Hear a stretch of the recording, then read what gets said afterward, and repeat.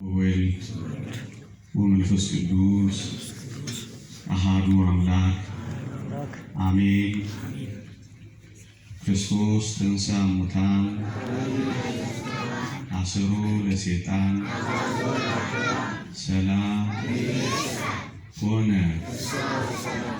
ክቡር አባታችን መልአከ ገነት ቆሞስ አባ ወልደ አረጋዊ የደብራችን አስተዳዳሪ፣ ክቡር አባታችን ሊቀ ጉባኤ ቀሲስ አብርሃም የሀገረ ስብከታችን የስብከተ ወንጌል መምሪያ ክፍል ኃላፊ፣ ክቡር የወረዳችን የስብከተ ወንጌል ኃላፊ፣ ሊቃውንተ ቤተ ክርስቲያን፣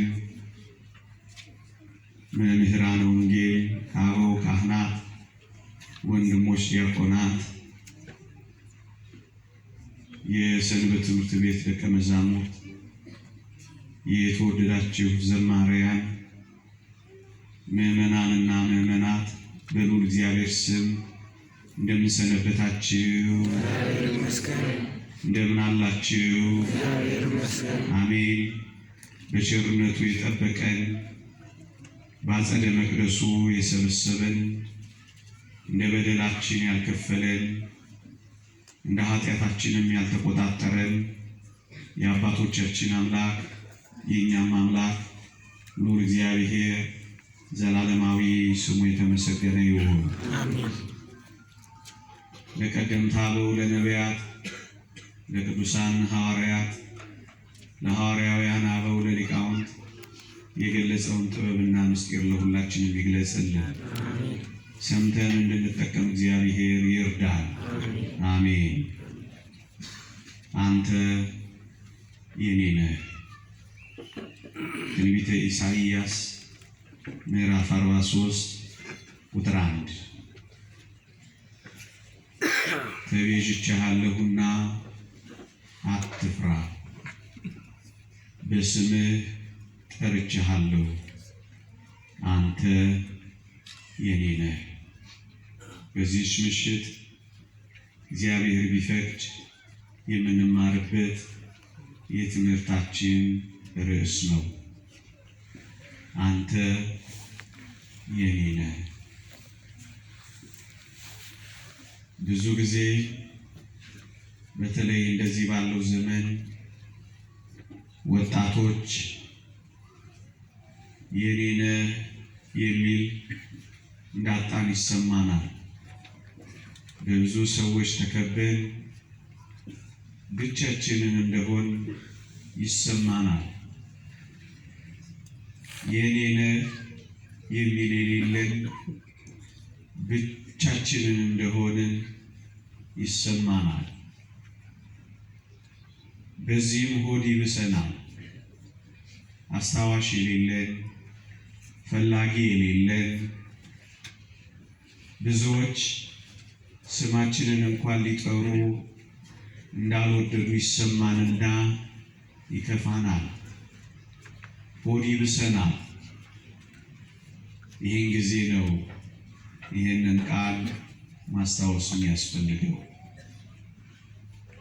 በስምሽ ጠርቼሻለሁ፣ በስምህ ጠርቼሃለሁ፣ አንተ እኮ የኔ ነህ የሚል አምላክ እንዳለን ማሰብ መቻል ይሄኔ ነው። በተለይ ወጣቶች ወላጆቻችን የእኛን ዓለም እንደማያውቁት ይሰማናል። ወላጆች የወጣቶችን ዓለም እንደሚጸየፉት ብቻ እናስብና ወላጆቼ እንኳን የኔን ዓለም አያውቁትም ብለን እናውቃለን።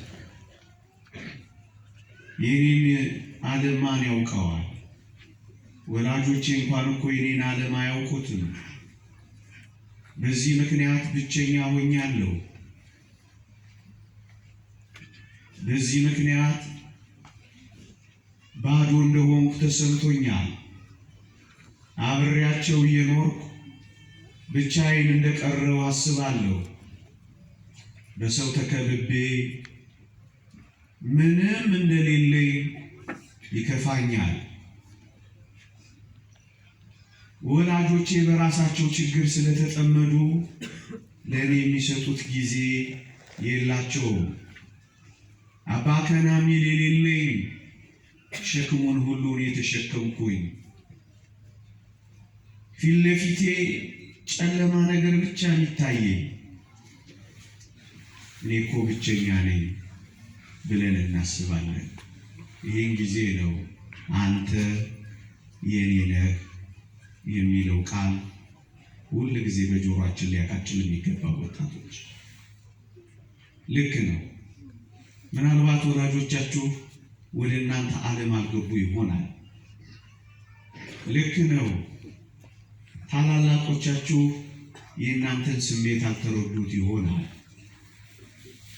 የእናንተን ዓለም ምናልባት ችላ ብለውት ወይም ተጸይፈውት ይሆናል። እኔ ግን አንድ ነገር ላስታውሳችሁ። ወደ እኔና ወደ እናንተ ዓለም የወረደ አንተ የኔ ነህ ያለ አምላክ እኮ አላችሁ። ወደ እኔና ወደ እናንተ ዓለም ብቻ አይደለም፣ እጅግ ወደ ተናቀው ዓለም የመጣ በስማችሁ የሚጠራችሁ አምላክ እኮ አለላችሁ። ወጣቶች እንዴ ምናልባት እንዳስታውሳችሁ ከፈለጋችሁ ወደ በረታችን እንኳን ሳይቀር የገባ ወደኛ ዓለም ብቻ እኮ አይደለም፣ እጅግ ወደሚያስጸይፈው ሽታና ክርፋታችን እንኳን የገባ አባት እኮ አላችሁ። ይሄን ማስታወስ አያስፈልግም እንዴ? ከኔና ከእናንተ መካከል እኮ በረት ውስጥ የተወለደ ከአህያና ከላም ጋር የተጋፋ ማን አለ? ወደ እኔና ወደ እናንተ ዓለም መግባት ብቻ አይደለም፣ እኔና እናንተ የናቅነውን ዓለም እንኳን ሳይቀር የቀመሰ አባት እኮ አላችሁ። ይህንንም ተውት። ወደ ተዋረደው ስጋችን የመጣ ጌታችን እኮ አለ። ይሄ ሰውነት ይሄ ስጋ እኮ ለክርስቶስ እኮ ክብር አይደለም፣ ለእኛ ነው ይሄ ስጋ ክብር። የተዋረደው ስጋችንን እንኳን ሳይቀር የወሰደው ወደ እኔና ወደ እናንተ ዓለም እኮ ገብቶ ነው። ወላጆቻችሁ የእናንተን ዓለም ላያውቁት ይችላሉ። አምላካችሁ አባታችሁ ፈጣሪያችሁ ግን በእርግጠኝነት የእናንተን ዓለም ብቻ አይደለም እናንተ ያልኖራችሁበትን ዓለም እንኳን ተዋውቆታል፣ ያውቀዋል። እሱን ተውት። ይሄን ብቻ እኮ አይደለም፣ ወደ መቃብራችን ወደ አፈራችን ወደ ተንተራስነው ድንጋያችን እንኳን ሳይቀር እኮ ገብቷል። መቃብርህን እንኳን ያውቀዋል። አፈርህን እንኳን ያውቀዋል። ሞትህን እንኳን አጣጥሞታል። ጽዋህን እንኳን ተጎንጭቶታል። የቀመስከውን እንኳን ቀምሶታል። ዓለምህንማ ያውቀዋል። ዓለምሽንማ ይረዳዋል። እንዴ ወደ መቃብራችን የገባ ማን አለ? ሞታችንን የቀመሰ ወላጅ አለ? የእግዚአብሔር ቃል እንደሚል ስለ ደግ ሰው ሊሞት እንኳን የሚደፍር ምናልባት ይገኝ ይሆናል። ቅን ስለሆነ ሰው ሊሞት እንኳን የሚደፍር ምናልባት ይገኝ ይሆናል ይላል ቅዱስ ጳውሎስ። ስለ ኃጢአተኛ የሚሞት ግን ከየት ይገኛል ይላል። እናትህ እንኳን ላታረገው ትችላለች። እዚህ ውስጥ ደግ ስለሆነች እናታችሁ የምትሞቱ እስኪ እጃችሁን አውጡ ብል ምናልባት ነው ማገኘው። እሱም አስባችሁ እሱም ድርጊቱ ይፈጸም የምትባሉ ልትሸሹ ትችላላችሁ። ኃጢአተኛ ሆነን ሳለን ሞተልን። እንዲህ አይነት አባት አላችሁ። ይህንን ማስታወስ አለባችሁ ወጣቶች። ወደ ሞታችን ወደ መቃብራችን ወደ ድንጋያችን ወደ አፈራችን እንኳን የገባ የኔ ነህ የሚል አምላክ አላችሁ ወጣቶች። መቃብሩን እንኳን ተውት። እስከ ሲኦል የተከተለን እኮ አለ ወገኖቼ። እስከ ሲኦል እግር በእግር ተከትሎን ሲኦላችንን እንኳን የቀመሰልን ጌታችን እኮ አለን። ወጣቶች ልክ ነው። ምናልባት ታላላቆቻችሁ፣ ምናልባት ወላጆቻችሁ ዓለማችሁን አልተረዱት፣ ወደ ዓለማችሁ አልወረዱ ሊሆን ይችላል። ግን እንዳትረሱ ዓለማችሁን በደንብ የሚያውቀው አምላካችሁ ክርስቶስ ነው። ያው የኔ ነህ የሚላችሁ የኔ ነህ የሚል የሌለኝ ባዶ ነኝ ለምን ትላላችሁ? ይሄ ብቻ አይደለም ወጣቶች፣ ብዙ ጊዜ ስሜቶችን የሚጋራኝ ዝንባሌን የሚመለከትልኝ ድካሜን እንኳን ተረድቶ የሚያቀናኝ ማንም የሌለኝ ከጎኔ የሚቆም እንኳን የሌለኝ እኔ መናኛ ነኝ፣ ምስኪን ነኝ የሚሉ ወጣቶች በዚህ ዘመን እንሰማለን። እኔ ግን አንድ ነገር ልንገራችሁ፣ ስሜታችሁን፣ ፈቃዳችሁን፣ ዝንባሌያችሁን ብቻ አይደለም ፈተናችሁን እንኳን ከኃጢአት በቀር የቀመሰ አምላካችሁ ስላለ ይራራልናል። የእግዚአብሔር ቃል እኮ ነው የሚለው ከኃጢአት በቀር በነገር ሁሉ እንደኛ ስለተፈተነ ሊራራልን የሚችል ሊቀ ካህናት አለ ይላል። ከአንቺ በላይ አንቺ ተፈትነሻል፣ ከአንቺ በላይ ተፈትኗል። አንተ መከራ ተቀብለሃል፣ ከአንተ በላይ መከራን ተቀብለዋል። በመናቅ ካልክ እንደ አምላክ የተናቀ እዚህ ምድር ላይ አለ። በመተው ካልክ እንደ ክርስቶስ የተተወ እዚህ ምድር ላይ አለ። በመከዳት ካልክ እንደ አምላክ የተካደ አለ። ቀምሶታል ሁሉንም ስልህ። ለዚህ እኮ ነው ስለ ቀመሰ ይራራልሻል። ብቻሽን እንድትፈተኝ ብቻህን መከራ እንድትቀበል የተው አይደለም። መከራችንን ያውቀዋል፣ ፈተናችንን አጣጥሞታል። ከዚያ በላይ ተትቷል፣ ብቻውን ተትቷል። ብቻቸውን ለሚተዉ አምላካቸው መሆኑን ለማመልከት ብቻውን። ለምንድን ነው ብቸኝነት እየተሰማ ሆድ የሚብስል? ስሜትን፣ ፈቃድን፣ ዝንባሌን ብቻ አይደለም ድካማችንን እንኳን ይረዳዋል። እንዴት ያለ አምላክ ነው ወገኖች! ለዚህ እኮ ነው ስንወድቅ እድል የሚሰጠን፣ ስንደክም የሚያበረታ፣ ስንሸነቆር የሚሸፍንልን። የወደቁ አይነሱምን? የሳቱስ አይመለሱምን?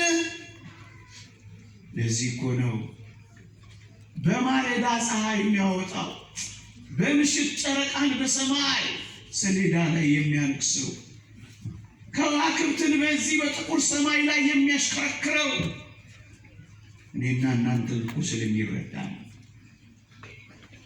እንጂማ ለቅጽበት ቢተወን ወገኖቼ፣ በአይኑ ብቻ ቢያይ ድምጥማጣችንን የሚያጠፋ እኮ ሰይጣን አለ። የታሰሩትን ነፋሳት ቢለቃቸው በዚህ በፊታችን መቆም እኮ አችልም። አብሮ ነው።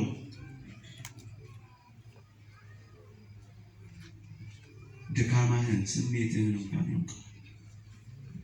ይሄ ብቻ አይደለም። አንዳንዶቻችን ችሎታዎቼ፣ ተሰጥኦቼ፣ ክህሎቶቼ የሚያደንቅልኝ እኮ ስለሌለ ከሰው በታች እንደሆንኩ ይሰማኛል፣ ውብ እንዳልሆንኩ ይሰማኛል። ሌሎች የደረሱበት ስላልደረሱ በጣም አናሳነት ስሜት ይሰማኛል። በዚህ ምክንያት የበታችነት ደቁሶኛል።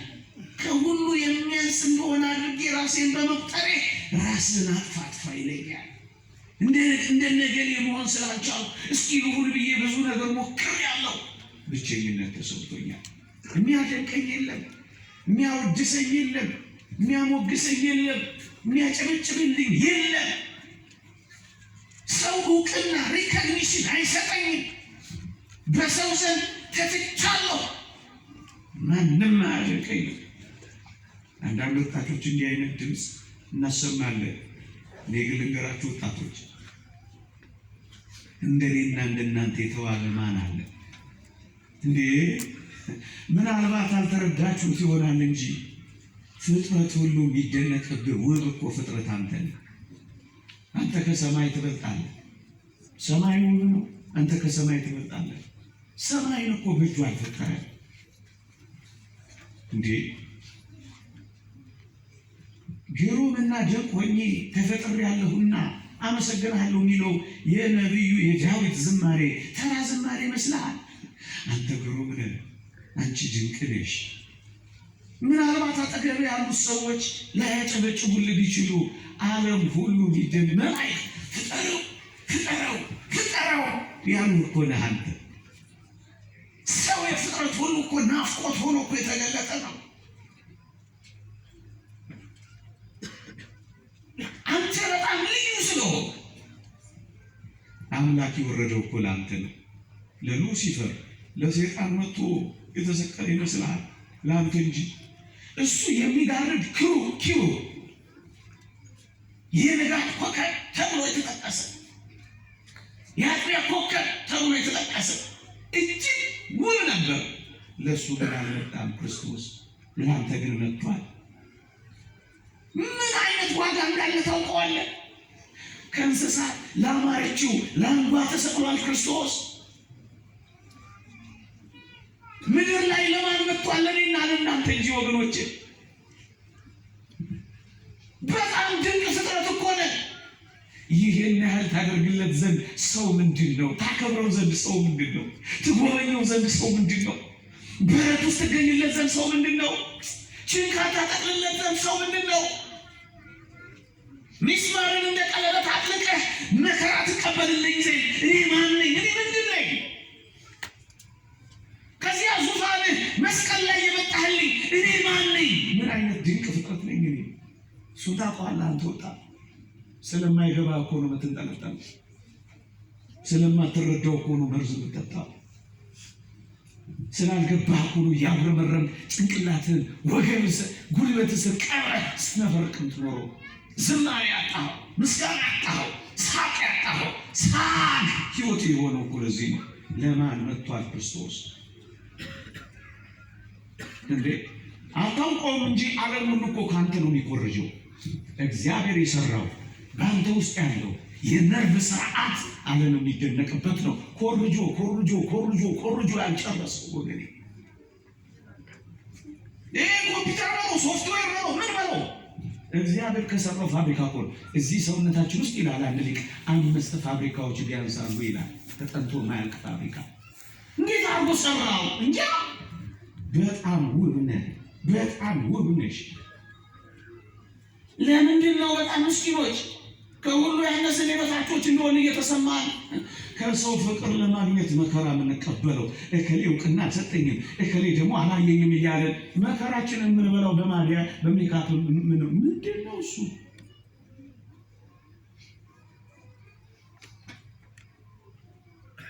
እንደ እግዚአብሔር ሰውን ያከበረ የለም።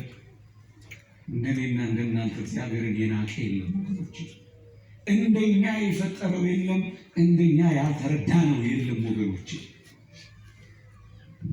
የበታችነትን ብቸኝነትን እየተሰማን እኮ ነው ብዙ ወጣቶች በተስፋ መቁረጥ ራሳችን እየጣል ያለ ነው። ግን እግዚአብሔርን ቃል ስሙ ወጣቶች፣ አትፍራ፣ በስም ጠርቼሃለሁ፣ አንተ እኮ የእኔ ነህ ነው የሚለው ወገኖች። የእኔ ነህ የሚል አምላክ እኮ አላችሁ። ይሄንን ማስታወስ ስላለብኝ ነው ዛሬ መረስ ያልሰው። አንዳንድ ወጣቶች መወደድ እንደምትፈልጉ እናውቃለን። በሰው ሕሊና መታሰብ እንደምትፈልጉ እንረዳለን። መፈቀር እንደምትፈልጉ እንረዳለን። የሚወደኝ እኮ የለም፣ የሚያፈቅረኝ እኮ የለም፣ የሚጠጋኝ እኮ የለም። በዚህ ምክንያት ብቻዬን እንደሆንኩ ይሰማኛል። ይሄንን ለማረጋገጥ ከአንዱ ቅፍ ወደ አንዱ ቅፍ እሽከረከራለሁ። የተፈቃሪነት ስሜቴን ለማረጋገጥ ስፈልግ ከአንዱ ወንድ ከሌላ ወንድ፣ ከአንዷ ሴት ወደ ሌላ ሴት እሸጋገራለሁ። ከአንዱ ቅፍ ወደ ሌላ ቅፍ እገባለሁ። መወደድና መፈቀር እፈልጋለሁ። ይሄን ለማረጋገጥ ስንት ዘመን ተንከራትቻለሁ የሚሉ ብዙ ወጣቶች አሉ። የእግዚአብሔር ቃል እንዲህ ይላችኋል ወጣቶች፣ በዘላለም ፍቅር ወድጄሻለሁ ይላችኋል። አዎ በዘላለም ፍቅር የወደደን አምላክ አለ ወገኖቼ። ማንም በማይወድህ ውድ የወደደ አምላክ አለ። ማንም በማያፈቅር ፍቅር ልክ የሚያፈቅር አምላክ አለ። እንዴ የአንድ ሰው የቦይፍሬንድ ወይ የገርልፍሬንድ ፍቅር አጣው ብለው ስንቶች ናቸው ዓለማቸውን የሚያጡት? ስንቶች ናቸው መርዝ የሚጠጡት? ስንቶች ናቸው ዘመናቸውን እያለቀሱ የሚገፉት? አንድ ሰው ምናልባት አምስት ጣት ብለው ሰው አይወደኝ ፍቅር አሳጣኝ ብለው ራሳቸውን የሚያውቁ ወጣቶች ስንት ናቸው? ይህንን ቃል ግን በደንብ ስሙት። በዘላለም ፍቅር ወድጄሻለሁ የሚለው ይህን ሲል አትሰሙትም ወጣቶች? ይህን አፍቃሪ አታውቁትም? እኛ እኮ ምንም ነገር የሌለው በዓለም ላይ ያለው ምስኪን ሰው ስላላፈቀረን እኮ ነው ይሄው የምንነፈርቀው። ግንስ አፍቃሪያችን እኮ ባለጸጋ ነው ወገኖቼ። ሰጥቶ የማያልቅበት ምጽቱ የማይጎልበት ሁሉ በእጁ የሆነ ባለጸጋው እንደሚያፈቅረን እየተነገረ አፍቃሪ እንዳጣን ያለን የምንከራተት እኮ ብዙዎች ነን። አፍቃሪም አለን፣ ወዳጅም አለን። ከወዳጅም ወዳጅ፣ ከአፍቃሪም በላይ አፍቃሪ። ሰው ቢያፈቅር ቆርሶ ያጎርሳል፣ ቀዶ ያለብሳል። በራሱ ስጋና ደም ያፈቀረ የት ታገኛለሽ አንቺ? መኑ ዘረ የመራዊ ዘይቀድም ስጋው በጊዜ ከብካቡ። በሰርጉ ጊዜ ስጋውን ቆርሶ ያበላ፣ በሰርጉ ጊዜ ደሙን አፍሶ ያረካ። እንዲህ ያለ ሙሽራ ያየ ማን ነው ትላለች ቤተክርስቲያን። ራሱን በመስጠት የወደደ እዚህ ምድር ላይ ክርስቶስ በቀር አለ መጥወተ ርዕስ። አፍቃሪም አለሽ፣ ወዳጅም አለ። ይሄን ማስታወስ ይገባል። ባለጸጋው ድሃ እንዳይመስላችሁ። ባለጸጋ ከፈቀደ የሚሰጥ ለጥቅም ብሎ የሚከለክል የሚወድህም አለ። ይወዳችኋል ወጣቶች። ይሄን ጨክናችሁ በጆሯችሁ ስሙ። የሚያፈቅር የማይተው አምላክ አላችሁ። አይኖቹ ዘውትር አንተ፣ ጉዳዩ አንተ ነህ። አንተ ነው ጉዳዩ። ምናልባት ምድር ጉዳዩ ሌላ ሊሆን ይችላል። አብዘረዝሮ የእግዚአብሔር ጉዳዩ ግን አንተ ብቻ ነው። አንተ ሰው፣ አንተ ነው ጉዳዩ። ለአንተ እኮ ነው የሁሉ የሆነው።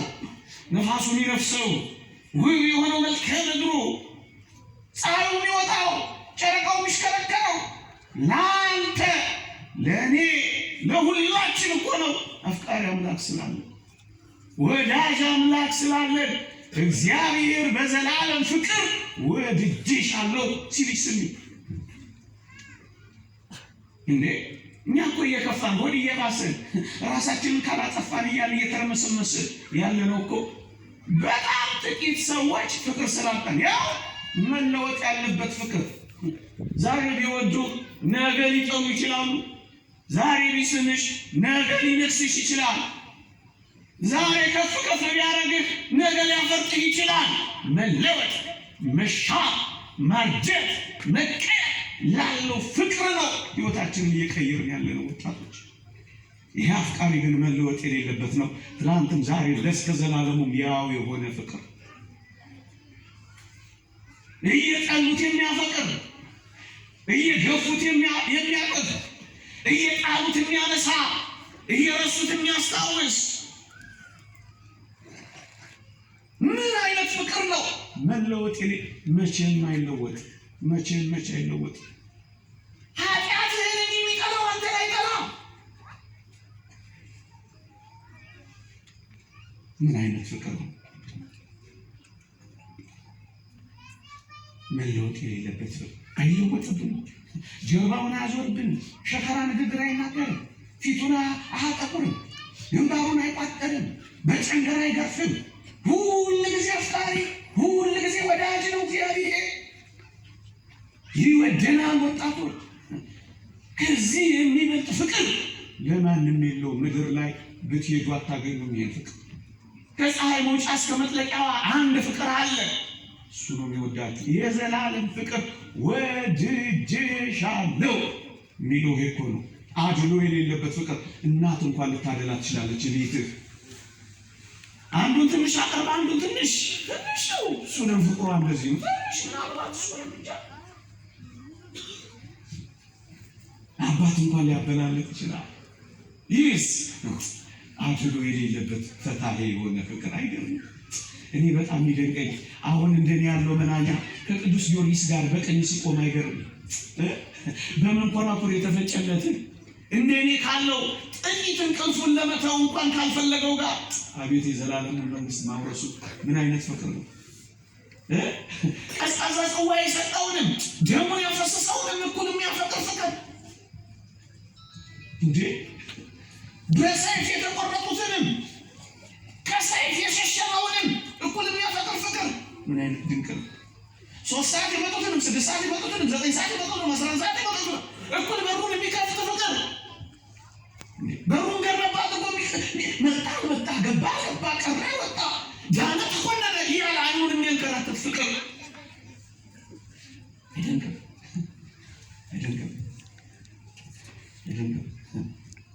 የጣት ቀለበቱን የሰጠውና ጣቱን ያስቆረጠውን እኩል የሚያፈቅር ፍቅር፣ አንገቱን የቆረጠውና ሀብሉን የጣለውን እኩል የሚያፈቅር ፍቅር ምን አይነት ፍቅር! ይልቁንም ለደካሞች ደካማውን ምንኛ ረዳኸው! ይህን ሁሉ ደካማ ሰብስቦ የሚያኖር ጠላቱን የሚያፈቅር ለቀረው የሚሮጥ ለተንቀራፈፈው የሚቀድም እንዲህ አይነት ፍቅር አይታችሁ ታውቃላችሁ እንዴ? ወደ ኋላ ለሚሉት የሚገሰግስ ፍቅር፣ ደጅ ላይ ቆሞ እያንኳኳ የሚለማመጥ ፍቅር፣ ክፈቱልኝ እያለ የሚለማመጥ ፍቅር፣ ሰብሮ መግባት እየቻለ ክፈቱልኝ እያለ ደጅ የሚጠና ፍቅር፣ የሚለማመጥ ፍቅር፣ የሚያጎነብስ ፍቅር። የቴዲ መዝሙር እንዴት ይደንቀኛል! በሬን በማንኳኳት ጣቶች ቆሰሉ የሚል ስሜት ተሰምቶኛል። ምን አይነት ፍቅር ነው ይሄ ፍቅር! ደጅ ላይ ያለው ፍቅር መቼ ነው ናገባ የምትለው? መቼ ነው ረፍ የምትለው? መቼ ነው ከመንከራተት የምታርፈው? ምን አይነት ፍቅር! አድሎ የሌለበት ፍቅር፣ ወረት የሌለበት ፍቅር። አንዴ ክንፍ ብሎ ማይተው ቀበስኩት ብሎ ማይተው አየሁት አይመለስም ብሎ ማይዘጋ ጀርባ ማይሰጥ ሩቅ ጥሎ ማይሄድ ወረት የሌለበት የዘላለም አፍቃሪ ነው። እናንተ ወጣቶች ማንም አይወደኝም ትላላችሁ። ለምን ወደዚህ ፍቅር ትንሽ ተካትሉ? ይሄንን ፍቅር መቼ ነው የምታዩት? እኛ በማፍቀር የሚኖር አምላክ እያለ እኛ ራሳችንን ልንጠላ ይገባል? ብዙ ወጣቶች ራሳቸውን ወደ መጥላት ስለሚኖር ማለት ነው። ብቸኛ ነኝ፣ የበታች ነኝ፣ የሚወደኝ የለም፣ አስተዋሳችቻለሁ፣ ስለዚህ ራሴን እጠላለሁ። እኛን በማፍቀር እየኖረ ያለ አምላክ እያለ እኛ ስንኖር ራሳችንን በመጥላት ለመኖር ለምን እንከጅላለን? ስለኛ ፍቅር የተሰቀለ አምላክ እያለ አንተ ወጣት ወይ ለምን ትሰቀላለህ? ስለ አንተ፣ ስለ አንቺ፣ ስለ እኔ፣ ስለ ሁላችን የሞተልን አምላክ እያለ እኛ መሞት ምን በወጣን? መራራ ሞትን ስለኛ የተጎነጨ ጌታ እያለ መርዝ መጠጣት እንዴት ይታሰባል? ወጣትነቱን ለኛ የነገሰ ክርስቶስ እያለ ወጣትነትህን ለዲያብሎስ ትገብራለህ፣ ለጫት ትገብራለህ፣ ለሱስ ትገብራለህ፣ ለመጠጥ ትገብራለህ፣ ለሐሺሽ ትገብራለህ፣ ለምትደነዘዝበት ሱስ ትገብራለህ። ወጣቶች ሆይ ክርስቶስ እኛን ፍለጋ ወጣትነቱን ጭምር ሰጥቶናል። አዎ ዲያብሎስን ከሚያህል በሞት የስሙኝና ዲያብሎስን ከሚያህል አውሬ አድኖን የለ። ታዲያ አንተ ራስህን በመጥላት ታዲያ በራስህ ላይ ተስፋ በመቁረጥ የራስህ አውሬ ለምን ትሆናለህ? በራስህ ላይ እንደ አውሬ ተነሳስተህ ለምን ራስህን አንቀህ ወይ መርዝ ጠጥተህ ትሞታለህ? ሰው የራሱ አውሬ መሆን አለበት። ራሱን እየበላ ነው። ተስፋ መቁረጥ እኮ ራስን ይበላል። ተስፋ ማጣት እኮ ራስን ያኝካል። ተስፋ ማጣት እኮ ቅስም ይሰብራል፣ ነገን ያጨልማል። ይሄ እኮ አውሬ መሆን ነው ጌታዬ። እንዴ ተው እንጂ ዲያብሎስን ከሚያህል ሽፍታ አድኖን የለ? እናንተስ ሽፍታ ትጠሉ የለ? ታዲያስ ሽፍታ ስትጠና ኖረ በራስ ላይ ትሸፍታለህ። በራስ ላይ እኮ መሸፈት ነው። ተስፋ በመቁረጥ በአንዳንድ ነገሮች ብቸኝነትን፣ የበታችነትን የሚወድ በማጣትን ብለህ የትኛውን ምክንያት ፍጠር በሱስ ውስጥ ከኖርክ በራስ ላይ ሸፍተሃል። ራስ ላይ አውጀሃል። በራሱ ላይ ሰው ቤት ሽፍታ ይሆናል። የራሱ ሽፍታ ይሆናል። አንድ ወጣት ስንት ወጣቶች በዚህ ምክንያት አሳዛኝ ሕይወት ውስጥ ገብተዋል። ሱሰኞች ሆነው ተቀብረዋል። ላይወጡ ደክመዋል። ወጣቶች ወይ ወደዚህ ሕይወት ከገባችሁ በቃ በራሳችሁ ላይ ሸፈታችሁ፣ ራሳችሁን ገደላችሁ፣ ያተነሱ ቀበራችሁ። እንዴ እባብ ራሱን ሲነድፍ አይታችሁ ታውቃላችሁ? እባብ ራሱን ሲያድስ እንጂ ራሱን ሲነድፍ እኮ ታይቶ አይታወቅም። ራሳችሁን ለምን ትነድፋላችሁ? ደመስ ለምን መንጠልጠል ታስባላችሁ? መድኃኒት የሆነ አምላካችሁ እያለ እናንተ በቀይስ ናላ በሚያስወስካ ህሊና በሚያናውዝ ሱስ እንደ ጀመረ ይጨርሰኝ። ሌላ ዓለም አለላችሁ ወገኖቼ። ሽፍታ አውሬም ነዳፊም በራሳችሁ ላይ አትሆኑ ወገኖቼ። የሚወደን አምላክ አለላችሁ። አንዳንዶች ከዚህ የተነሳ ምን ወደሚል ድምዳሜ ደርሰዋል መሰላችሁ? በቃ ዋጋ ቢስ ነኝ፣ ብቸነትም የበታችነትም መወደድ ማጣትም ይሰማቸውና ይሰማልና ዋጋ ቢስ ነኝ፣ ዋጋ የለኝም በዚህ ምድር ላይ። ዋጋቸውን ከምድር አንጻር ይመዝኑታል። ሰው ዞር ብሎ ከላያቸው ዋጋ እንደሌላቸው፣ አፍቃሪ ካጡ ዋጋ እንደሌላቸው፣ አስታዋሽ ካጡ እርባና ቢስ እንደሆኑ ያስቡና ዋጋ ቢስ ነኝ ብለው በራሳቸው ያውጃሉ። ወጣቶች አንድ ነገር ላስታውሳችሁ፣ ጭክን ብለን እንዴት ዋጋችሁን ታጡታላችሁ? ዋጋችሁን ልንገራችሁ። ዋጋችሁ ክርስቶስ ነው። ዋጋችሁ መስቀል ነው። ዋጋችሁ ቀራንዮ ነው። ዋጋዬ ስንት ነው ካላችሁ፣ ዋጋችሁን ማሳያችሁ አንገታችሁ ላይ ነው። አንገታችሁ ላይ እኮ ዋጋችሁ ተለጥፏል። ምን የሚል መስቀል የሚል እንዴ! ዋጋችን እኮ የክርስቶስ ደም ነው ወገኖቼ። በክቡር የክርስቶስ ደም እንደተገዛችሁ ታውቃላችሁ። በምን ገዛ? በደሙ። ዋጋ ወጥቶብሃል አንተ። ዋጋ ተለጥፎብሃል አንተ። አላወቀው እንደ ቡቲክ ዋጋ ይለጠፋል። ለጥፈዋል። እንደውም አንዳንዶቻችሁ ተነቅሳችሁታል። አይገርም? አንዳንዶቻችሁ ጠልፋችሁታል። ዋጋ